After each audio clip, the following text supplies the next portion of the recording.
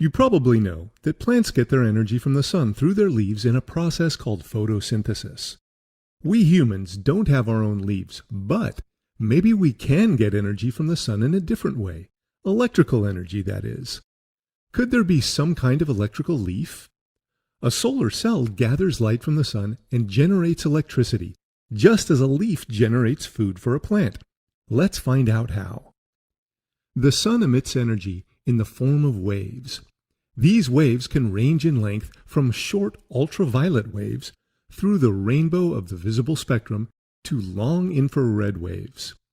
When the sun is shining, these waves move towards the Earth and hit the surface of the solar cells. Let's take a closer look. The active part of a solar cell is a wafer made of semiconductive material, typically silicon. A semiconductor is a type of material that normally doesn't conduct electricity well, but it can be made more conductive under certain conditions. The semiconductor part of the solar cell has 3 layers. The thin top layer contains silicon and a very tiny amount of an element such as phosphorus that has more electrons than silicon. This gives the top layer an excess of electrons that are free to move and make the material more conductive. The top layer is also called negative type or N-type, as it favors the collection and transport of electrons. The thin bottom layer contains both silicon and an element such as boron that has fewer electrons than silicon. This gives the bottom layer fewer electrons that are free to move, therefore making the material less conductive for electrons. A missing electron can be described as an effective positive charge. Therefore, the bottom layer is called positive type or p-type, as it preferentially favors the collection and transport of these positive charges, also dubbed holes. The thicker middle layer has only slightly fewer electrons, making it marginally p-type. Thin metal lines, typically made of silver, are printed on the top N-type layer, and the bottom p-type layer is in contact with an aluminum plate. When light waves hit the top surface of the silicon solar cell, only light with wavelengths from a specific window of the solar spectrum, 350 to 1140 nanometers, are absorbed into the middle layer of the solar cell. This range of wavelengths includes the visible spectrum. Ultraviolet wavelengths are so short they stop at the surface, and infrared wavelengths are so long they can't be absorbed and pass right through the cell or are reflected back.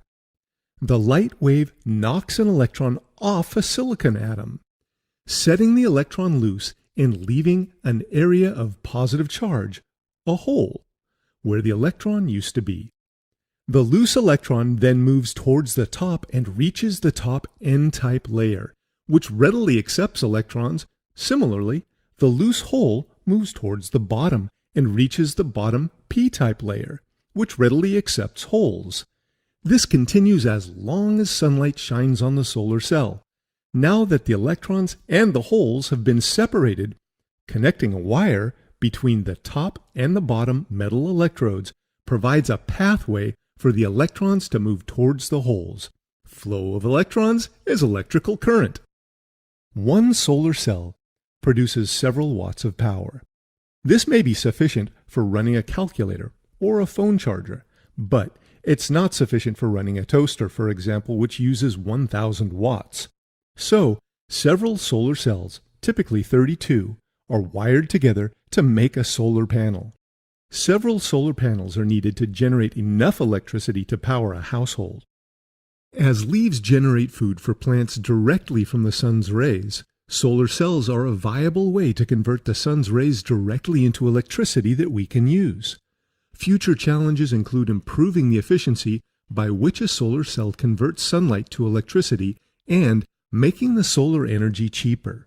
Of course, solar cells produce electricity only during the day, so storing the electricity efficiently for use during nighttime is another important challenge.